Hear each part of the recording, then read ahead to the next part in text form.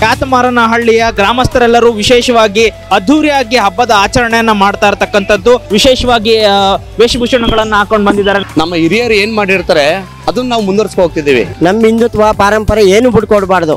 ಅದು ಆ ತಾಯಿ ಹುಲಿಯಮ್ಮಂಗೆ ಎಲ್ಲ ನಾವು ಖುಷಿ ಪಡಿಸ್ಬೇಕು, ಜನಗಳ ಖುಷಿ ಪಡಿಸ್ಬೇಕು. ಅದೇ ನಮ್ಮ ಸಂಪ್ರದಾಯ ನಾವು ಬಿಟ್ಕೊಡಲ್ಲ ಸರ್. ಇದು ಹುಲಿಯಮ್ಮಂಗೆ ಕೊರವಂಜಿ ಅಂದ್ರೆ ತುಂಬಾ ಇಷ್ಟ, ಅದಕ್ಕೆ ಕೊರವಂಜಿಗೆ ಹಾಕಿದ್ದೀವಿ ನಾವು ಹೆಸರು. ಇದು ಹುಲಿಯಮ್ಮ ಜಾತ್ರೆ 7 ವರ್ಷಕ್ಕೊಂದ್ಸತಿ ನಡೀತಾ ಹಬ್ಬ ನಡೀತದೆ. ಇದಕ್ಕೆ ಹುಡುಗಿ ಆಯ್ತದೆ ಆಗ್ಬಿಟ್ಟು ಅದರಿಂದ ಅಮ್ಮನಿಗೆ ತೃಪ್ತಿ ಪಡಿಸಕ್ಕೆ ಅದು ಆಸೆ ಅಮ್ಮಂಗೆ.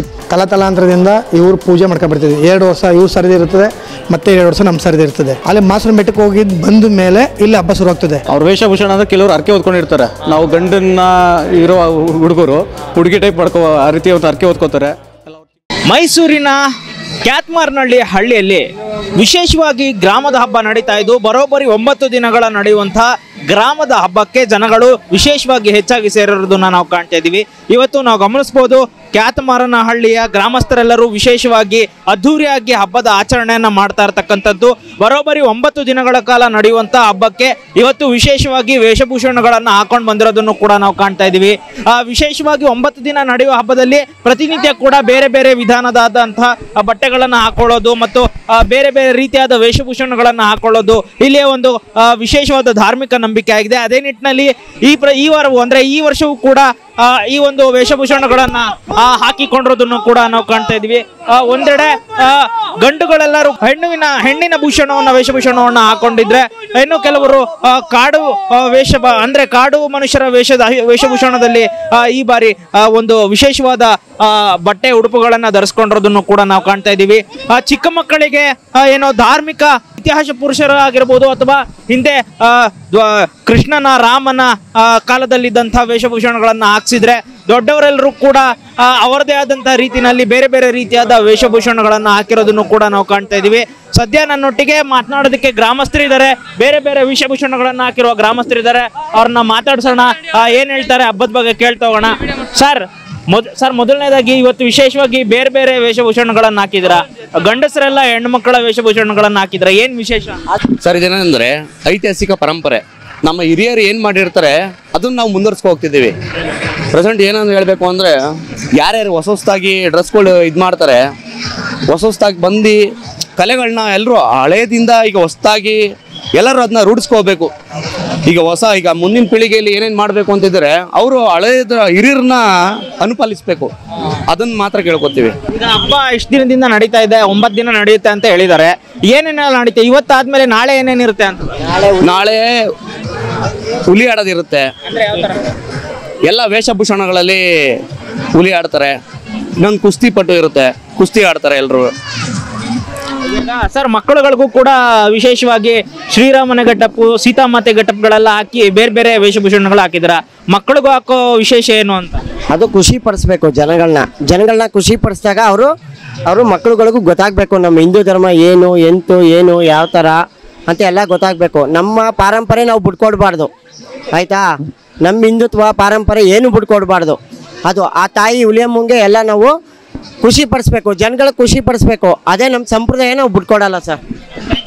ಸೊ ಇದಿಷ್ಟು ಇಲ್ಲಿ ಕಾಡು ಮನುಷ್ಯರ ವೇಷಭೂಷಣಗಳನ್ನ ಹಾಕಿರತಕ್ಕಂಥ ವ್ಯಕ್ತಿಗಳ ಮಾತಾಗಿದೆ. ಇನ್ನು ಕೆಲವು ಕಡೆ ನೋಡ್ಬೋದು ಊರಿನ ಗ್ರಾಮಸ್ಥರೆಲ್ಲರೂ ಸೇರಿ ಈ ಜಾತ್ರೆಗೆ ವಿಶೇಷವಾಗಿ ಈ ಹಬ್ಬ ಏನು ನಡೆಯುತ್ತೆ ಈ ಹಬ್ಬಕ್ಕೆ ವಿಶೇಷವಾಗಿ ವೇಷಭೂಷಣಗಳನ್ನ ಹಾಕೊಂಡು ಬಂದಿದ್ದಾರೆ. ನನ್ನೊಟ್ಟಿಗೆ ಮಾತನಾಡೋದಕ್ಕೆ ಬೇರೆ ಬೇರೆ ವೇಷಧಾರಿಗಳು ಕೂಡ ಸಿಕ್ಕಿದ್ದನ್ನು ನಾವು ಗಮನಿಸಿದ್ವಿ. ಪ್ರತಿಯೊಬ್ಬರು ಕೂಡ ಅವ್ರದೇ ಆದ ನಿಟ್ಟಿನಲ್ಲಿ ವೇಷಭೂಷಣಗಳನ್ನ ಹಾಕೊಂಡು ಜಾತ್ರೆಯಲ್ಲಿ ಭಾಗಿಯಾಗಿರೋದನ್ನು ಕೂಡ ನಾವು ಕಾಣ್ತಾ ಇದ್ವಿ. 2 ವರ್ಷಗಳಿಗೊಮ್ಮೆ ನಡೆಯುವಂತ ಈ ವಿಶೇಷವಾದ ಹಬ್ಬಕ್ಕೆ ಎಲ್ಲರೂ ಕೂಡ ಅವ್ರದೇ ಆದ ನಿಟ್ಟಿನಲ್ಲಿ ಹಬ್ಬವನ್ನು ಆಚರಣೆ ಮಾಡ್ತಾ ಇದ್ದಾರೆ. ಒಂದ್ ಕಡೆ ಪುರುಷರೆಲ್ಲ ಮಹಿಳೆಯರ ವೇಷಭೂಷಣಗಳನ್ನ ಹಾಕಿರ್ತಕ್ಕಂಥದ್ದು.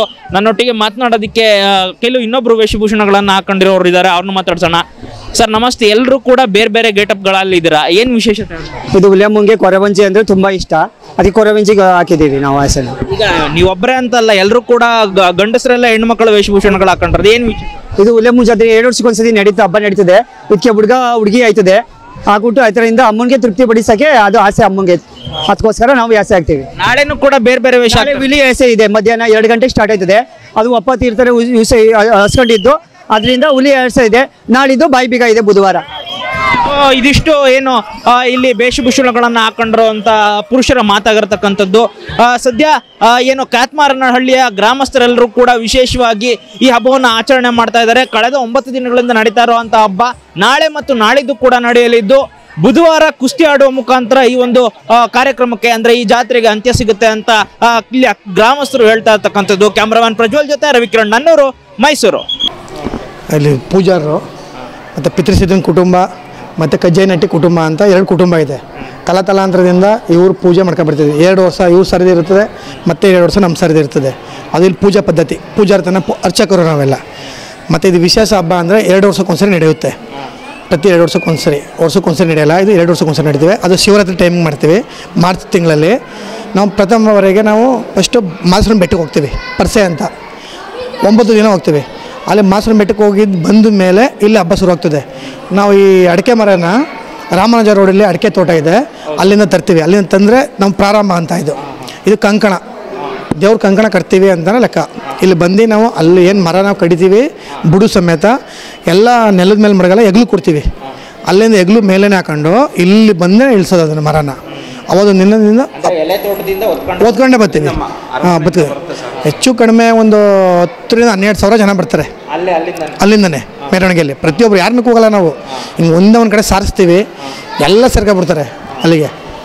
ಇವರು ನಾವು ನಮ್ಮ ST ಜನಾಂಗ SC ಜನಾಂಗ 2 ಕೂಡಿ ಮಾಡೋದು ಇದು ಪದ್ಧತಿ ಇರೋದು. ಏನಿಲ್ಲ ಆ ಥರ ST ಜನಾಂಗ 2 ಸೇರ್ಕೊಂಡು ಮಾಡ್ತೀವಿ. ಮತ್ತು ನಾವು ಅಲ್ಲಿ ಏನು ನಾವು ಹೆಗ್ಲ ಮೇಲೆ ಕೊಡ್ತೀವಿ ಅದನ್ನು ಇಲ್ಲೇ ಬಂದು ಇಳಿಸ್ತೀವಿ. ಬುಡ ಇದೆಯಲ್ಲ, ಬುಡ ಅದನ್ನು ನಾವು ಟಚ್ ಮಾಡಲ್ಲ. ನೆಲದಲ್ಲಿ ಟಚ್ ಮಾಡಿದ್ರೆ ನಮ್ಗೆ ಅಶುದ್ಧ ಅಂತ ಅರ್ಥ. ಅದರಿಂದ ಹೌದು, ಅದನ್ನು ನಾವು ಅಲ್ಲೇ ಇಡಬೇಕಾಗ್ತದೆ. ಅದನ್ನು ತಂದಿರು ಮಾಡೋಕ್ಕಾಗಲ್ಲ. ಆದ್ದರಿಂದ ನಾವು ಆದಷ್ಟು ಅದನ್ನೆಲ್ಲ ಟಚ್ ಆಗದಂತೆ ಇಲ್ಲಿವರೆಗೂ ಅದನ್ನು ಕಾಪಾಡ್ಕೊಂಡು ಬರ್ತೀವಿ. ಅವತ್ತೊಂದು ದಿನ ಸೋಮವಾರ ಮಾಡ್ತೀವಿ. ಅದು ಬೆಟ್ಟದವ್ರು ಬರ್ತಾರೆ, ಮಾಸೂರಿನ ಬೆಟ್ಟಕ್ಕೆ ಪರ್ಸೇನು ಹೋಗಿದ್ದಾರೆ, ಅವರು ಬೆಟ್ಟದವ್ರು ಬಂದು ದಿನ ಆ ಕೆಲಸ ಮಾಡ್ತೀವಿ. ಬಂದು ಹೌದು ಮೆರವಣಿಗೆ ಬರ್ತಾರೆ. ಅವ್ರು ಉಳ್ಳಿ ಸೇವೆ ಮಾಡ್ಕೊಂಡು ಎಲ್ಲ ದೇವಸ್ಥಾನದ ಮುಂದೆ ಉಳ್ಳಿ ಸೇವೆ ಮಾಡ್ಕೊಂಡು ಅವ್ರು ಹೋಗ್ತಾರೆ. ಅವ್ರು ಇಲ್ಲಿ ಬಂದು ಹೋದ ಮೇಲೆ ನಾವು ಅಲ್ಲಿಗೆ ಹೋಗ್ತೀವಿ, ಬೆಟ್ಟಕ್ಕೆ ಹೋಗ್ತೀವಿ. ಅಲ್ಲಿಗೆ ಹೋಗ್ತೀವಿ, ಎಲ್ಲ ತಟ್ಟಕ್ಕೆ ಹೋಗ್ತೀವಿ, ತಗೊಂಡು ನೋಡ್ತೀವಿ. ಅವತ್ತೊಂದು ದಿನ ಕಾರ್ಯಕ್ರಮ ಮುಗಿರ್ತದೆ. ಹಬ್ಬ ಒಟ್ಟು 9 ದಿನ ನಡೀತದೆ. ಹೌದು, ಅದೇ ಈಗ ಇದು ಸೋಮವಾರ ಆಗ್ತಲ್ವಾ, ಈ ಮರ ತಂದು ಸೋಮವಾರ ಆಯಿತು. ಮಂಗಳವಾರ ತಂಪು ಮಾಡ್ತೀವಿ. ಪ್ರತಿ ಗ್ರಾಮದವರು ತಂಪು ಕೊಡ್ತೀವಿ ಅಮ್ಮನಿಗೆ. ತಂಬಿಟ್ಟು ಅಕ್ಕಿ ತಂಬಿಟ್ಟಲ್ಲಿ ತಂಪು ಮಾಡಿ ಅಮ್ಮಂಗೆ ಪೂಜೆ ನಡೀತದೆ. ಹೌದೌದು, ಕೋಟೆ ಮರಮ್ಮ ದೇವಸ್ಥಾನ ಸೇಮ್ ಅದೇ ಥರ. ಅಂದರೆ ನಮ್ಮ ಗ್ರಾಮಸ್ಥರು ಮಾತ್ರ ಇದು ಮಾಡ್ತಾರೆ. ಅದೊಂದು ಮಂಗಳವಾರ ಮಾಡ್ತೀವಿ, ಅದು ಮುಗೀತದೆ. ಮತ್ತು ಬುಧವಾರ ಮರ್ಸೋಳು ಅಂತ ಮಾಡ್ತೀವಿ. ಪ್ರತಿ ಹೆಣ್ಮಕ್ಳು ಚಿಕ್ಕ ಮಕ್ಕಳು ಅದು ಬೆಲ್ಲದ ಆರತಿ ತಗೊಂಡು ದೇವ್ರ ಹಿಂದ್ಗಡೆ ಮೆರವಣಿಗೆ ಹೋಗ್ತಾರೆ. ಅದು ಗಂಡು ದೇವರು ಹೆಣ್ಣು ದೇವರು ಅಂತ ನಮ್ಮ ಪೂಜಾರ್ತನ ಮನೆಯಲ್ಲೇ ದೇವ್ರ ಮುಂದೆ ಹೋಗ್ತದೆ. ಗುಡ್ಡಮ್ಮ ಬರ್ತಾರೆ, ಗುಡ್ಡಮ್ಮ ಮುಂದೆ ಹೋಗ್ತಾರೆ. ಅವ್ರ ಹಿಂದ್ಗಡೆ ನಮ್ಮ ಹೆಣ್ದವ್ರು ಗಂಡಿಯವ್ರು ಹೋಗ್ತಾರೆ. ನಮ್ಮ ಹಿಂದ್ಗಡೆ ಬೆಲ್ಲದ ಆರತಿ ಹೊತ್ಕೊಂಡು ಮಕ್ಕಳುಗಳು ಮೆರವಣಿಗೆ ಬರ್ತಾರೆ. ಎಲ್ಲ ರಾಜ ಬೀದಿಯಲ್ಲಿ ಬಂದ್ಬಿಟ್ಟು ಇಲ್ಲಿ ಸೇರ್ತೀವಿ. ಸೇರಿಬಿಟ್ಟು ಅದನ್ನು ನಾವೇನು ಮಾಡ್ತೀವಿ ಅಂದರೆ ಬೆಲ್ಲ ಕೊಟ್ಟಿರ್ತಾರಲ್ಲ ಆರತಿಗೆ, ಅದನ್ನು ಪುಡಿ ಮಾಡಿ ಜನರಿಗೆ ಪ್ರಸಾದ ಥರ ಮೇಲೆ ಹಾಕ್ತೀವಿ, ಎರ್ಚುತ್ತೀವಿ ಗಾಳೀಲಿ. ಅದು ಅವ್ರಿಗೆ ಯಾಕೆ ಸಿಗ್ತದೆ ಪ್ರಸಾದ ಥರ ಕಣ್ಣಿಗೆ ಓದ್ಕೊಂಡು ಮನೆಗೆ ತಗೊಂಡೋಗಿ ತಿಂತಾರೆ ಅದನ್ನು. ಅದು ಬುಧವಾರ ಬೆಳಗಿನ ಕಾರ್ಯಕ್ರಮ ಅದು. ಮತ್ತು ಸಂಜೆ ಕರ್ಕ್ಲು ಹಾಕ್ತೀವಿ. ಕರ್ಕ್ಲು ಅಂದರೆ ಈ ಥರ ಮುಂದೆ ಇದೆಯಲ್ಲ ಕೊಂಡ, ಅದು ಬೇರೆ ಕಡೆ ಕೊಂಡ ಅಂತೀವಿ. ನಮ್ಮ ಊರ ಗ್ರಾಮದಲ್ಲಿ ಕರ್ಕ್ಲು ಅಂತೀವಿ. ಅದನ್ನು ತೊಪ್ಪೆ ಗೊಬ್ಬರ ಅದು ಎಲ್ಲ ತಗೊಂಬಂದು ಇಲ್ಲಿ ಹಾಕ್ತೀವಿ. ಹಾಕ್ಬಿಟ್ಟು ನಮ್ಮ ಪೂಜಾರಿ ಯಾರು ಹಿರಿಯರು ಇರ್ತಾರೆ ಅವರು ಕರ್ಕ್ಲನ್ನ ಹಚ್ಚುತ್ತಾರೆ. ಅದನ್ನು ಅದೇನು ವಿಶೇಷ ಅಂದರೆ ಕರ್ಕ್ಲು ಹಾಕ್ತಿದ್ದಂಗೆ ಬೆಂಕಿ ಎತ್ಕೊಳ್ಳಲ್ಲ. ಫಸ್ಟು ಹೊಗೆ ಬರ್ತದೆ, ಅಮ್ಮಂದು ಹೊಗೆ ಬಂದು ಡೈರೆಕ್ಟಾಗಿ ದೇವಸ್ಥಾನ ಒಳಗಡೆ ಬರ್ತದೆ. ಅದು ನೋಡೋಕ್ಕೆ ವಿಶೇಷ ಕಾಣುತ್ತದೆ. ಅದು ಡೈರೆಕ್ಟಾಗಿ ಹೊಗೆ ಬರ್ತದೆ ಒಳಗಡೆ, ಅಮ್ಮನ ಒಳಗಡೆ ಹೋಗ್ತದೆ ಅದು ಹೊಗೆ. ಅದು ಕರ್ಕ್ಲು ಹಾಕೋದ್ಮೇಲೆ ಆ ಥರ ಅದೊಂದು ಕಾರ್ಯಕ್ರಮ ಮುಗೀತದೆ ಬುಧವಾರ. ಮತ್ತು ಗುರುವಾರ ಬೆಳಗ್ಗೆ ಈ ಅಡಿಕೆ ಮರ ಏನು ತಂದಿದ್ದೀರಿ ನಾವು ಅಲ್ಲೇ ಎಲೆ ತೋಟದಿಂದ ಅದು ನಿಲ್ಲಿಸುವಂಥ ಕಾರ್ಯಕ್ರಮ ಇರ್ತದೆ. ಅಡಿಕೆ ತೋಟದ ಅದನ್ನು ತಗೊಂಬಂದು ಎಲ್ಲ ಅದು ಭಾಳ ಚೆನ್ನಾಗಿರ್ತದೆ ನೋಡೋಕ್ಕೆ. ಅದು ಯಾರು ಬರೀ ಹಗ್ಗು ಸಪೋರ್ಟಲ್ಲಿ ಒಂದೇ ಟೈಮಲ್ಲಿ ನಿಲ್ಲಿಸ್ಬಿಡ್ತಾರೆ. ಅದನ್ನು ನೋಡೋಕೆ ಅದು ರೋಮಾಂಚನವಾಗಿರ್ತದೆ. ಅದನ್ನು ಮಾತ್ರ ಅದೆಲ್ಲ ಸೇರ್ತಾರೆ. ಎಲ್ಲ ಸಾರ್ಬಿಟ್ಟು ಅಡಿಕೆ ಮರ ನಿಲ್ಲಿಸ್ತೀವಿ. ಮತ್ತು ಅವತ್ತೊಂದು ದಿನ ಸಂಜೆ ಕುಣಿತ, ಕಡ್ಡಿ ಕೋಲು ಕುಣಿತ ಅಂತ, ಅದು ಗುರುವಾರ ಮತ್ತು ಶುಕ್ರವಾರ ಶನಿವಾರ ಭಾನುವಾರದವರೆಗೂ ನಡೆಯುತ್ತೆ. ಅಲ್ಲಿವರೆಗೂ ಯಾವುದೇ ಕಾರ್ಯಕ್ರಮ ಇರೋದಿಲ್ಲ, ಬರೀ ಕುಣಿತ ಮಾತ್ರ ಸಂಜೆ ಹೊತ್ತು ಇರ್ತದೆ. ಭಾನುವಾರ ರಾತ್ರಿ ಪೂರ ಗದ್ದಲ ಕೊರಿಯೋದಂತ ಇರ್ತದೆ. ಈಗ ನಾವೇನು ಅಮ್ಮನ ಹಿಂದ್ಗಡೆ ನೋಡ್ತಿದ್ದೀವಿ ಅದನ್ನು ಡಿಸೈನು, ಅದನ್ನು ಗದ್ದಲ ಕೊರಿಯೋದು ಎಲ್ಲ ಗ್ರಾಮಸ್ಥರು ಸೇರ್ಕೊಂಡು ಒಳಗಡೆ ಬಂದು ಅದನ್ನು ಕೆಲಸ ಮಾಡ್ತಾರೆ. ಆಚಾರ್ಯರು ಅವರು ಇವರು ಎಲ್ಲ ಬಂದು ಅದನ್ನ ಕೆಲಸ ಮಾಡ್ತಾರೆ. ಬಟ್ ಅದಾದಮೇಲೆ ನಾವು ಹೋಮ ತುಂಬಿಸಿ ಶುದ್ಧ ಮಾಡಿ ದೇವಸ್ಥಾನನ ಪೂಜೆ ಮಾಡಿರ್ತೀವಿ. ಇವತ್ತು ಸೋಮವಾರ, ಇವತ್ತು ಕಳ್ಳರೆಡೆ ಅಂತ. ಕಳ್ಳರೆಡೆ ಅಂದರೆ ನಾವು ವಿವಿಧ ವೇಷಭೂಷಣಗಳು ನಾವು ದಸರಾದಲ್ಲಿ ಪೊಸಿಷನ್ ಏನು ಬರ್ತಾರೆ ಮೆರವಣಿಗೆ ಮಾಡ್ಕೊಂಡು ಬನ್ನಿ ಮಂಟಪಕ್ಕೆ ಹೋಗ್ತಾರಲ್ಲ ಸೇಮ್ ಅದೇ ಥರ ಅಲ್ಲಿ ಬರ್ತೀವಿ ಅಲ್ಲಿಂದ. ಏನಂತ ಇಲ್ಲಿ ಅರಸರು ಅಂತ ಬರ್ತಾರೆ, ಬ್ರಾಹ್ಮಣರು ಅಂತ ಬರ್ತಾರೆ, ಆರ್ಯರು ಅಂತ ಬರ್ತಾರೆ, ಮತ್ತು ಅವ್ರ ಹಿಂದ್ಗಡೆ ಕಳ್ಳರು ಅಂತ ಬರ್ತಾರೆ. ಕಳ್ಳರು ಅಂದರೆ ಕಳ್ಳರ ವೇಷಧಾರಿಗಳು. ಏನಾಗ್ತಂದ್ರೆ ಪ್ರತಿಯೊಂದು ಮನೆಯೂ ಮಾಂಸಾಹಾರ ಮಾಡಿ ಎಡೆ ಮಡಗ್ತೀವಿ ದೇವ್ರ ಮನೆ ಮುಂದೆ. ಎಡೆ ಮಡಗ್ದಾಗ ಏನಾಗ್ತದೆ ಅರಸರು ಬಂದು ಮುಡ್ತಾರೆ. ಮುಟ್ಟ ತಕ್ಷಣ ಏನು ಮಾಡ್ತಾರೆ ಕಳ್ಳರ ವೇಷಧಾರಿಗಳು ಏನು ಮಾಡ್ತಾರೆ ಕದ್ಕೊಂಡು ಹೋಗ್ಬಿಡ್ತಾರೆ, ತಿಂತಾರೆ, ಮನೆಗೆ ನೋಡ್ತಾರೆ. ಪದ್ಧತಿ ಅದು ಮೊದಲಿಂದ ಆಚರಣೆ ಇದೆ. ಅದು ಅವತ್ತಿನ ಸೋಮವಾರ ಮುಗೀತದೆ. ನಾಳೆ ಮಂಗಳವಾರ ಹುಲಿ ವೇಷ ಇರ್ತದೆ. ಹುಲಿ ವೇಷ ಅಂದರೆ ಪ್ರತಿಯೊಬ್ಬರು ಹರಕೆ ಹುಟ್ಟಿರ್ತಾರೆ, ನಾವು ಹುಲಿ ವೇಷ ಹಾಕೋತೀವಿ, ಹುಲಿ ವೇಷ ಹಾಕೊಂಡು ನಾವು ಹರಕೆ ಮಾಡ್ತೀವಿ, ಹರಕೆ ಪೂರೈಸ್ತೀವಿ ಅಂದ್ಬಿಟ್ಟು ಪ್ರತಿಯೊಬ್ಬರು ಬರೀ ಮೈಲಿ ಸ್ವಲ್ಪ ರಕ್ತ ಎಲ್ಲ ಹಾಕೊಂಡು ಕೊಳಿದು ಹಳೆ ಬತ್ತಿ ಹಾಕೊಂಡು ಹುಲಿ ಪಟ್ಟಿ ಕಟ್ಕೊಂಡು ಹುಲಿ ಥರ ಆಡ್ಕೊಂಡು ಬರ್ತಾರೆ. ಸೇಮ್ ಕುಸ್ತಿ ಆ ಕಡೆ ಮಾಡ್ತೀವಿ, ಕುಸ್ತಿ ಆ ಕಡೆ ಸುತ್ತ ರೌಂಡ್ ಬರ್ತಾರೆ. ಅದರಿಂದ ಕುಸ್ತಿ ಪಂದ್ಯ ಇರ್ತದೆ. ಮತ್ತು ಯಾರು ಗಣ್ಯ ವ್ಯಕ್ತಿಗಳು ಗಣ್ಯ ಅತಿಥಿಗಳು ಅವ್ರು ಯಾರೇ ಬಂದರೂ ಕೂಡ ಅವತ್ತಿನ ದಿನ ನಾವು ಸನ್ಮಾನ ಏನು ವಗೇರೆ ಅದೇನು ಮಾಡ್ಕೊಂಡು ಇದು ಮಾಡ್ತೀವಿ. ಈ ಕುಸ್ತಿ ವಿಶೇಷ ಏನಂದರೆ ಮೈಸೂರು ಮಹಾರಾಜರು ಬಂದು ಕುಸ್ತಿ ಬಿಡಿಸ್ತಾಯಿದ್ರು. ಅವರು ಬರ್ತಾರೆ ಇವತ್ತು ಈ ಸರಿ ಬರ್ತಾರೆ, ಇನ್ವೈಟ್ ಮಾಡಿದ್ದೀವಿ, ಬರ್ತಾರೆ. ಶ್ರೀಕಂಠದ ನರಸಿಂಹರಾಜ ಒಡೆಯರ್ ಏನಿದ್ರು, ಜಯಚಾಮರಾಜ ಒಡೆಯನಿದ್ರು, ಅವರು ಜಯಚಾಮರಾಜ ಒಡೆಯರ್ಗಂತೂ ನಮ್ಮ 3 ಕಂಡ್ರೆ ಭಾಳ ಆಸೆ. ಅದರಿಂದ ಅವ್ರ ತಂದೆ ಹೆಸರನ್ನೇ ನಮ್ಮ ಇಟ್ಟಿದ್ದಾರೆ, ಕಂಠೀರವ ನರಸಿಂಹರಾಜಪುರ ಅಂದ್ಬಿಟ್ಟು ಅವ್ರ ತಂದೆ ಹೆಸರು ಸ್ವತಃ ಮಹಾರಾಜರು ಇಟ್ಟಿದ್ದಾರೆ ಈ ಊರಿಗೆ ಹೆಸರು. ಅದೊಂದು ಹಳೆಯದು ವಿಚಾರ. ಈಗ ಈ ಊರಿನ ಹಬ್ಬ ವಿಶೇಷ ನೋಡಕ್ಕೆ ಬರೋರ್ಗಾಗಿರ್ಬೋದು, ಜನತೆಗಾಗಿರ್ಬೋದು, ಏನು ಹೇಳಕ್ಕೆ ಇಷ್ಟಪಡ್ತೀರಾ ಕೊನೆಯದಾಗಿ? ಇದು ತುಂಬ ಸಂತೋಷವಾಗಿ ಮಾಡ್ತೀವಿ. ಇಲ್ಲಿ ಜಾತ ಭೇದ ಭಾವ ಏನೂ ಇಲ್ಲ, ಎಲ್ಲ ಥರ ಜನಾಂಗ ಬರ್ತಾರೆ. ಎಲ್ಲ ಥರ ಅಮ್ಮಂದು ಏನು ಮಾರಮ್ಮಂದು ಏನೈತೆ ಹುಲಿಯಮ್ಮಂದು ಶಕ್ತಿ ಅದನ್ನು ಇಲ್ಲಿ ಬಂದು ಪ್ರತೀತಿ ಹೊರಗಡೆಯಿಂದ ಯಾರೇ ಬಂದವ್ರಿಗೆ ಒಳ್ಳೇದಾಗುತ್ತೆ ಅಂತ ಇಲ್ಲೊಂದು ಪ್ರತೀತಿ ಇದೆ. ಯಾರೇ ಬಂದರೂ ಒಳ್ಳೇದಾಗುತ್ತೆ. ಹೆಚ್ಚೊಕ್ಲಿ ಮಾಡ್ತಾರೆ ದೇವರು ಅಂದ್ಬಿಟ್ಟು ಒಂದು ಅದಕ್ಕೆ ಎಲ್ಲ ಪ್ರತಿಯೊಬ್ಬರು ಬರ್ತಾರೆ. ಕುರ್ಬಾರಹಳ್ಳಿಯಿಂದ ಬರ್ತಾರೆ, ಮತ್ತು ಗಿರಿಯೊಬ್ಬಳ್ಳಿಯಿಂದ ಬರ್ತಾರೆ, ಪದ್ಧತಿ ಅರಸೀಕೆರೆಯಿಂದ ಬರ್ತಾರೆ, ಎಲ್ಲ ಬಂದು ಪೂಜೆ ಮಾಡ್ಕೊಂಡು ಹೋಗ್ತಾರೆ. ಮತ್ತು ಬುಧವಾರ ಕಡೆ ದಿನ ಬುಧವಾರದ ವಿಶೇಷ ಏನಂದರೆ ಅದು ಮಣ್ಣು ಮುದ್ದೆ ಅಂತ ಮಾಡ್ತೀವಿ. ಮಣ್ಣು ಮುದ್ದೆ ಅಂದರೆ ಅದು ನಾವು ಮಣ್ಣೆಲ್ಲ ಸುರ್ಕೊಂಡು ಅಲ್ಲಿ ಬರ್ತೀವಿ. ಅಲ್ಲಿಂದ ಮೆರವಣಿಗೆ ಮಾಡ್ಕೊಂಡು ನಮ್ಮ ಗ್ರಾಮದ ಏನು ದೇವ್ರ ತೋಟ ಇದೆ ಅಲ್ಲಿಂದ ಬರ್ತೀವಿ. ಅದು ಕಾವು ಕಡ್ಡಿ ಅಂತ ಒಂದು ಪಡೆ ಇರ್ತದೆ, ಸೈನಿಕರು ಪಡೆ ಇರುತ್ತಲ್ಲ ಆ ಥರ ರಾಜರು ಪಡೆ ಥರ ಒಂದು ಪಡೆ ಕಾವು ಕಡ್ಡಿ ಅಂದ್ಬಿಟ್ಟು ನೀವು ನೋಡಿರಬೇಕು, ನಾವು ಇಟ್ಟು ಒಣಿಸ್ತಾವಲ್ಲ ಕಡ್ಡಿ, ಅದರಲ್ಲಿ ಕಾವು ಕಡ್ಡಿ ಒಂದು ಪಡೆ ಇರ್ತದೆ. ಇನ್ನೊಂದು ಪಡೆ ಒಣಕೆ ಪಡೆ ಅಂತ ಇರ್ತದೆ, ದೊಡ್ಡ ಗರಡಿ ಅಂತ ಇರ್ತದೆ, ಅವರು ಒಣಕೆ ಮಾಡ್ತಾರೆ, ಒಣಕೆ ಪಡೆ ಇರ್ತದೆ. ಚಿಕ್ಕಗಡಿಯವರು ಕಾವು ಕಡ್ಡಿ ಪಡೆ ಮಾಡ್ತಾರೆ. ಅದ್ರ ಮೆರವಣಿಗೆ ಬಂದು ದೇವ್ರ ಮುಂದೆ ಆದಮೇಲೆ ಅದು ಮುಗೀತದೆ ಆ ಮಧ್ಯಾಹ್ನದವರೆಗೂ. ಮತ್ತು ಬಾಯಿ ಬೀಗ ಶುರು ಆಗ್ತದೆ. ಬಾಯಿ ಬೀಗ ಅಂದರೆ ಪ್ರತಿ ಅರ್ಕೆ ಇರ್ತದೆ, ಬಾಯಿಗೆ ಹಾಕ್ಕೊಂಡು ಇಲ್ಲಿ ಬಂದು ನಾವು ಬಂದು ಮಾಡ್ತೇವೆ. ಅದು ಮುಗಿದ ತಕ್ಷಣ ಅದನ್ನ ಕುರುಕ್ಷೇತ್ರ ನಾಟಕ ಮಡಗಿದ್ದೀವಿ, ಅಷ್ಟೊಂದು ಸಂಪನ್ನ ಆಯ್ತದೆ. ಮತ್ತು ಗುರುವಾರ ಮರ ಇಳಿಸೋ ಕಾರ್ಯಕ್ರಮ ಇರ್ತದೆ. ಅಲ್ಲಿಗೆ ಎಲ್ಲ ಪೂಜೆ ಪುನಸ್ಕಾರ ಏನಿತ್ತು ಅಲ್ಲಿಗೆ ಸಮಾಪ್ತಿ ಆಯ್ತದೆ. ಯಾವತ್ತು ಅಂದರೆ ಅವತ್ತು ಇನ್ನೆಷ್ಟು ಮರುಪೂಜೆ ಇರ್ತದೆ. ಹಬ್ಬ ಆಗಿದ್ದು ಒಂದು ವಾರಕ್ಕೆ ಮರುಪೂಜೆ ಅಂತ ಮಾಡ್ತೀವಿ. ಅದು ಮರುಪೂಜೆ ಆದಮೇಲೆ ಹಬ್ಬ ಸಮಾಪ್ತಿ. ಮತ್ತೆ 2 ವರ್ಷಕ್ಕೆ ಹಬ್ಬ ಶುರು ಆಗುತ್ತೆ. ಅದೇ ಜನಗಳಿಗೆ ಏನು ಹೇಳಕ್ಕೆ ಇಷ್ಟಪಡ್ತೀರಾ ಅಂತ? ಎಲ್ಲ ಜನಗಳು ದಯವಿಟ್ಟು ಬಂದು ನಮ್ಮ ಜಾತ್ರೆಗೆ ಭಾಗವಹಿಸಿ ನೋಡಿ ಹರಿಸಿ. ಇದು ಈಗ ನಡೀತಿರೋದಲ್ಲ, ಮೈಸೂರು ಜಿಲ್ಲೆಯಲ್ಲೇ ಅಂದರೆ ಮೈಸೂರು ಸಿಟಿ ಒಳಗಡೆ ಇದು ಕಾರ್ಪೊರೇಷನ್ ಲಿಮಿಟ್ಸ್ ಇದು. ಈ ಥರ ಹಬ್ಬನ ಯಾವ ಬಡಾವಣೆಯಲ್ಲೂ ಕೂಡ ಮಾಡೋದಿಲ್ಲ ಅಂತ ನಮ್ಮ ತಿಳುವಳಿಕೆ ಮಟ್ಟಿಗೆ ಗೊತ್ತು. ಅದನ್ನು ಗ್ರಾಮೀಣ ಸೊಗಡು ಇಲ್ಲಿದೆ. ಎಲ್ಲ ಬಂದು ಅಮ್ಮನ ಕೃಪೆ ಪಾತ್ರರಾಗಿ ಹಬ್ಬನ ಸವಿಬೇಕು ಅಂತ ಸರ್. ಇವತ್ತಿನ ವಿಶೇಷ ಏನಂದರೆ ಕಲ್ಲರಡೆ ಅಂತ ಮಾಡ್ತಾರೆ.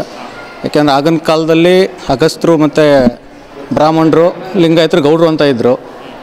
ಗೌಡ್ರು ಏನು ಮಾಡ್ತಿದ್ರು, ಗೌಡ್ರು ಅವರು ಒಡವೆ ಚಿನ್ನ ಬಳ್ಳಿನ ಕಳ್ಳರು ಕತ್ಕೋಬೇಕು ಅಂತ ಪ್ಲ್ಯಾನ್ ಆಗ್ತಿದ್ರು.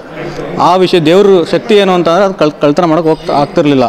ಆದರೂ ಸಮೇತ ಇವ್ರೇನು ಮಾಡಿದ್ರು, ಆ ಥರ ಪದ್ಧತಿ ಬೇಡಿ ಇವಾಗ ಕಲ್ಲರಡೆ ಅಂತ ಪೂಜೆ ಅಂತ ಮಾಡ್ತೀವಿ. ಅದೇ ವೇಷಭೂಷಣಗಳ ಜೊತೆ ಅವ್ರ ವೇಷಭೂಷಣ ಅಂದರೆ ಕೆಲವರು ಹರಕೆ ಹೊತ್ಕೊಂಡಿರ್ತಾರೆ. ನಾವು ಗಂಡನ್ನ ಇರೋ ಹುಡುಗರು ಹುಡುಗಿ ಟೈಪ್ ಮಾಡ್ಕೋ ಆ ರೀತಿ ಒಂದು ಹರಕೆ ಹೊತ್ಕೋತಾರೆ.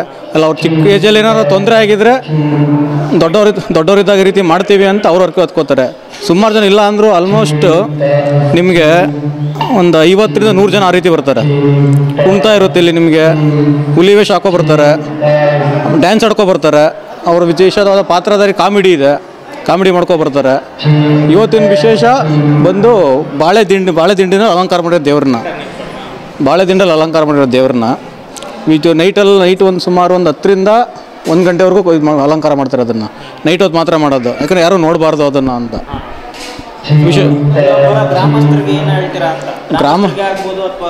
ಹೊರಗಿನವರೇ ಗ್ರಾಮಸ್ಥರಾಗಿ ಸರ್ ಎಷ್ಟೊಂದು ಜನ ಏನು ಮಾಡಿದ್ರು, ವಿಶೇಷ ಎಲ್ರಿಗೂ ಗೊತ್ತು ದೇವ್ರ ಬಗ್ಗೆ.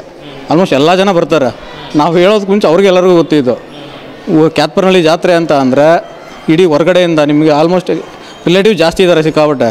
ಎಲ್ರಿಗೂ ಅವ್ರು ಅರ್ಕೆ ತೀರಿಸ್ಕೊಂಡು ಅರ್ಕೆ ದೇವ್ರು ಒಳ್ಳೇದಾಗಿರೋದಕ್ಕೆ ಅವ್ರವ್ರು ಹೇಳ್ಕೊಂಡು ಅವ್ರವ್ರು ಎಲ್ಲರೂ ಕರ್ಕೊಬರ್ತಾರೆ ಎಲ್ಲರೂ ಜನಗಳನ್ನ.